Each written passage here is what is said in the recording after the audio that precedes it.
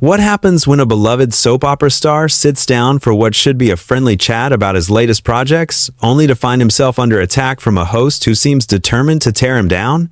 Today we're diving into one of the most shocking moments in daytime television history, when Mark Consuelos found himself in an unexpected battle of words that left everyone stunned. You won't believe how this interview spiraled out of control, and the moment that made Mark finally say, "Enough is enough."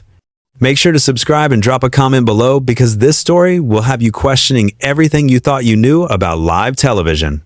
The morning started like any other at the View studio. Mark Consuelos arrived with his usual charm and professionalism, ready to promote his new drama series and share some lighthearted stories with the panel. He had been on the show multiple times before, always enjoying the playful banter and warm reception from the hosts. Today felt different from the moment he walked onto the set. Well, look who decided to grace us with his presence," Joy Behar said as Mark took his seat, her tone carrying an edge that immediately caught everyone off guard. The audience laughed nervously, unsure if this was her typical sarcastic humor or something more pointed. Mark smiled politely, adjusting his jacket as he settled into the guest chair. "Always a pleasure to be here, Joy. Thanks for having me back." "Oh, we're thrilled," Joy continued, shuffling through her note cards with exaggerated movements. "I'm sure our audience is just dying to hear about your latest project. Though I have to wonder, Mark, don't you think you're spreading yourself a little thin these days? I mean, between the acting, the producing, the constant social media presence, when do you actually have time to perfect any of these crafts?" The question hit like a slap across the face. The other co-hosts exchanged glances, clearly not expecting Joy to come out swinging so early in the interview. Mark's smile faltered for just a moment before he composed himself. "I think staying busy keeps me sharp, actually," Mark replied diplomatically. "I'm passionate about storytelling in all its forms, and I'm fortunate enough to work with incredible teams that make juggling these projects possible." Joy leaned back in her chair, a smirk playing at the corners of her mouth. Passionate about storytelling, or passionate about staying relevant? Because let's be honest here, Mark, soap operas aren't exactly the cultural powerhouse they used to be, are they? Some might say you're trying a little too hard to reinvent yourself. The studio fell silent, except for the hum of cameras. Even the production crew seemed to freeze, sensing that something was going very wrong very quickly. Mark's jaw tightened almost imperceptibly, but his media training kicked in. "I have tremendous respect for the soap opera genre," Mark said, his voice steady but with a new firmness. "Those shows taught me discipline, how to work under pressure, and how to connect with audiences on a daily basis. I'm proud of that foundation." "Foundation, sure," Joy interrupted, waving her hand dismissively. "But don't you think it's time to admit that you're basically riding on Kelly's coattails at this point? I mean, let's call a spade here. Without your wife's morning show success, would anyone really be calling you for these primetime gigs?" The question landed like a bomb in the studio. Several audience members gasped audibly, and one of the co-hosts actually put her hand to her mouth in shock. Mark's face went through a series of micro-expressions: surprise, hurt, and then something much colder. "Excuse me?" Mark said, his voice dropping to a dangerous quiet. Joy either didn't notice the warning signs or didn't care. "Come on, Mark, we're all adults here. Your wife has built an empire. She's a household name. She has real influence in this industry. You're, what, the supportive husband who gets thrown a bone every now and then? There's no shame in that, but let's not pretend this is all about your individual talent." Mark sat perfectly still for a moment, his hands clasped in his lap. When he spoke again, his voice was controlled but carried an unmistakable edge. "Joy, I came here today to talk about my work, my projects, and my experiences in this industry. I didn't come here to be disrespected or to have my marriage used as ammunition for whatever point you're trying to make." "Oh, disrespected?" Joy laughed, but it wasn't a pleasant sound. "Mark, this is The View. We ask real questions here, not softball celebrity puff pieces. If you can't handle a little scrutiny about your career trajectory, maybe you should stick to the more controlled environments where they let you play pretend." The tension in the room was now palpable. Camera operators were getting tighter shots, sensing that they were capturing something unprecedented. Mark's co-hosts were looking increasingly uncomfortable, but Joy seemed energized by the conflict she had created. "You know what, Joy?" Mark said, leaning forward slightly. "I've been in this business for over 2 decades. I've worked with incredible actors, directors, and writers. I've earned every role I've gotten through preparation, professionalism, and yes, talent. The fact that you would reduce my career to some kind of nepotism scheme says a lot more about your perspective than it does about my abilities. Joy's eyes flashed with something that looked almost like glee. 2 decades of what, exactly? Playing the same brooding character type over and over again? Mark, let's be real about your range here. You've got one speed, handsome and intense, and you've been milking it since the 90s. At what point do we acknowledge that maybe, just maybe, you've hit your ceiling? The words hung in the air like smoke after an explosion. Mark stared at Joy for a long moment, and something fundamental shifted in his expression. The polite, media-trained facade was cracking, revealing something much more authentic and much more dangerous underneath. Mark's voice, when he finally spoke again, carried a weight that made everyone in the studio sit up straighter. You know what's interesting, Joy? I've been nothing but respectful to you and this show every time I've been here. I've answered your questions honestly. I've played along with the jokes, even when they weren't particularly funny. But right now, you're not interviewing me, you're attacking me. Joy scoffed, but there was something in Mark's tone that made her defensive posture shift slightly. Attacking you? Mark, please. I'm asking legitimate questions about your career. If you can't handle that level of professional discourse, then maybe television interviews aren't for you. Professional discourse? Mark repeated, his eyebrows raising. Is that what you call questioning my talent, dismissing my work, and suggesting that my marriage is the only reason I have a career? Because where I come from, that's called being deliberately cruel. The other co-hosts were now visibly squirming in their seats. One tried to interject with a gentle, maybe we should move on to talking about the new show, but Joy cut her off with a sharp gesture. Cruel? Oh, that's rich, Joy continued, her voice getting sharper. You want to talk about cruel, Mark? How about the way this industry props up mediocre white men while actual talent gets overlooked? How about the way some people get handed opportunities they haven't earned, while others fight for scraps? But sure, let's worry about hurting the feelings of someone who's never had to struggle a day in his privileged life. Mark's eyes widened slightly, not just at the words, but at the venom behind them. Privileged? Joy, you don't know anything about my life, my background, or what I've had to overcome to get where I am. You're making assumptions based on what, exactly? The way I look? The fact that I'm married to someone successful? I'm making observations based on reality, Joy shot back. Look around, Mark. Look at who gets the roles, who gets the opportunities, who gets the benefit of the doubt when they're not quite good enough. You think it's a coincidence that you keep landing on your feet?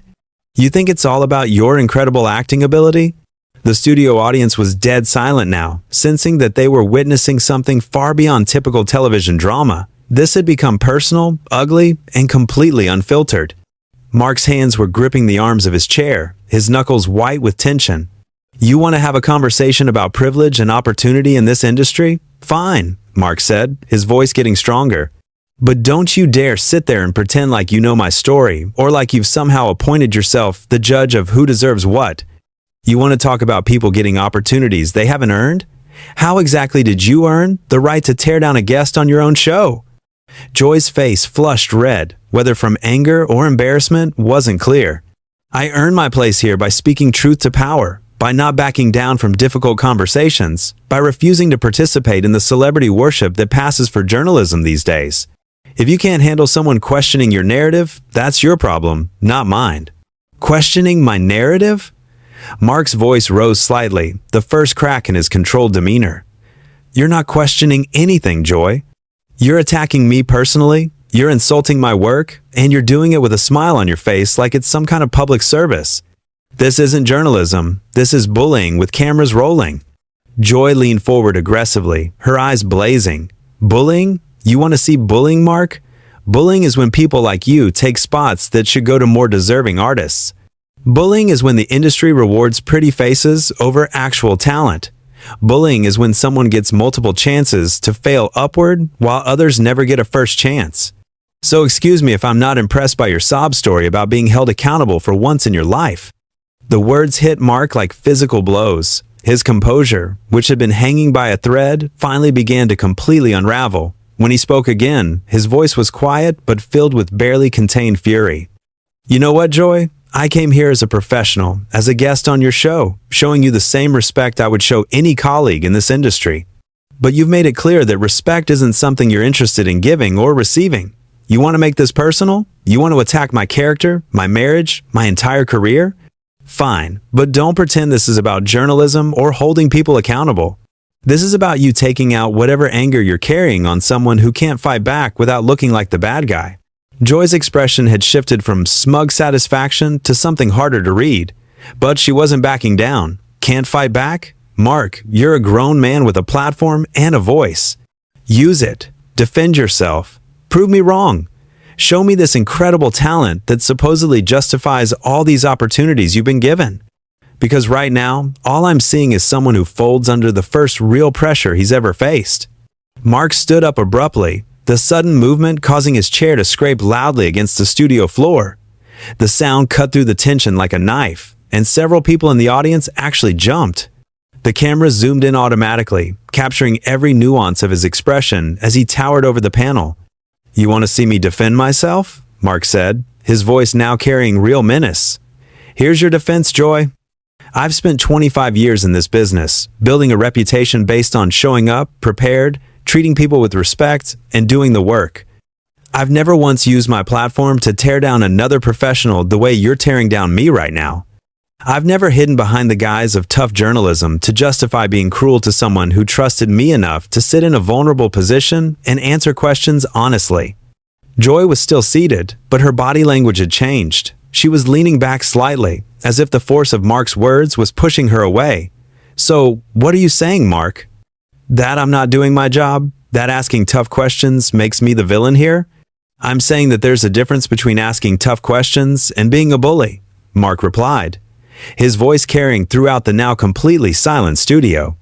"I'm saying that you've crossed a line today that has nothing to do with journalism and everything to do with whatever personal issues you're working through. And I'm saying that I'm not going to stand here and let you use me as your punching bag anymore." The silence that followed Mark's words was deafening. Joy stared up at him, her mouth slightly open, as if she hadn't expected him to fight back with such force. But instead of backing down, something darker flickered across her face, a look that suggested she was about to escalate things even further. "Personal issues?" Joy said, her voice dripping with disdain as she slowly rose from her own chair. "You want to talk about personal issues, Mark? Let's talk about how you've built your entire public persona around being the perfect husband, the family man, the guy who has it all figured out. But what happens when the cameras stop rolling? What happens when you're not performing for the public? Because I've heard some interesting stories about what you're really like behind closed doors." Mark's face went completely white.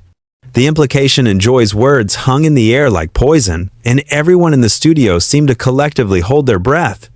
"What exactly are you suggesting, Joy?" Joy's smile was cruel and calculated. "I'm not suggesting anything, Mark. I'm just saying that public personas and private realities don't always match up, do they? And maybe, just maybe, some of us are tired of pretending that celebrities are exactly who they claim to be on social media and red carpets." "You're crossing a line here," Mark said, his voice shaking with barely controlled rage. "You're making implications about my family, about my personal life, without any basis in fact. This isn't journalism, Joy. This is character assassination." Joy shrugged with exaggerated nonchalance. "I'm just pointing out that maybe the public deserves to know who they're really supporting when they watch your shows or follow your career. Maybe they deserve to know whether the image matches the reality." Mark took a step closer to the panel, his hands clenched into fists at his sides. "You have absolutely no right to sit there and make veiled accusations about my family. None. You want to attack my work? Fine. You want to question my talent? I can handle that. But the moment you start implying things about my marriage, about my character as a husband and father, you've gone too far." "Have I?" Joy asked, clearly enjoying the reaction she was getting. "Or have I just touched a nerve? Because you're awfully defensive for someone who has nothing to hide." The other co-hosts were now looking genuinely frightened. One of them tried desperately to regain control of the situation. "Maybe we should take a commercial break and reset here," she suggested weakly. But Joy wasn't finished. "You know what, Mark? You came on this show acting like you're some kind of victim because I asked you a few hard questions about your career. But maybe the real question is why you're so sensitive about having your life examined. Maybe the real question is what you're so afraid people might find out. Mark's composure finally shattered completely. His voice, when he spoke, was raw and furious. You want to know what I'm afraid of, Joy? I'm afraid of people like you. I'm afraid of people who use their platforms to destroy others for entertainment. I'm afraid of people who think that tearing someone down makes them somehow more important or more relevant. Oh, please, Joy scoffed. Save the righteous indignation for someone who buys it. You're not a victim here, Mark. You're just a mediocre actor who's finally being called out for what you really are. Mark stared at her for a long moment, and something in his expression shifted from anger to something that looked almost like pity. When he spoke again, his voice was steady but filled with disgust. You know what the saddest part about this is, Joy? I actually used to respect you. I thought you were smart. I thought you were funny. I thought you brought something valuable to television. But watching you right now, seeing how much pleasure you're taking in trying to humiliate me, I realize I was completely wrong about who you are as a person. Joy's face hardened. Don't you dare lecture me about who I am. You don't know anything about me, about what I've had to do to survive in this industry, about the fights I've had to fight. You're right, Mark said, nodding slowly. I don't know what you've been through. But I know what I'm seeing right now, and what I'm seeing is someone who's become so bitter, so angry, that you can't stand to see other people succeed. What I'm seeing is someone who mistakes cruelty for honesty and thinks that destroying others makes you somehow more powerful. The words hit Joy like a slap, and for the first time in the entire exchange, she seemed genuinely rattled. You don't know what you're talking about, she said, but her voice lacked its earlier conviction. Mark was already moving, walking around the panel toward the exit. Actually, I think I know exactly what I'm talking about, and I think everyone watching this knows it too. You've shown them exactly who you are today, Joy. I hope it was worth it. Where do you think you're going? Joy called after him, her voice rising with what sounded like panic. We're in the middle of an interview. Mark stopped and turned back to face her, his expression cold and final. No, Joy, we're in the middle of an ambush, and I'm done being your target for the day. I came here to talk about my work, to connect with your audience, to be a good guest on your show. But you had other plans, didn't you? You wanted to create a moment, to generate some buzz, to get people talking. Well, congratulations, you got your moment. He began walking toward the exit again, but Joy wasn't finished. You can't just walk away, Mark. This is live television. You have an obligation to finish this interview. Mark stopped one more time, his hand on the studio door. The only obligation I have is to myself and my family. And right now, that obligation is telling me to get as far away from you as possible before I say something I'll actually regret. Joy stood up abruptly, her chair rolling backward. This is exactly what I was talking about. This is exactly the kind of entitled behavior that proves my point. You can't handle real scrutiny, so you run away. Mark looked at her one last time, and when he spoke, his voice carried throughout the entire studio with crystal clarity. Joy, I've handled real scrutiny my entire career. What you did today wasn't scrutiny, it was a hit job. And the fact that you can't tell the difference says everything anyone needs to know about your credibility as a journalist.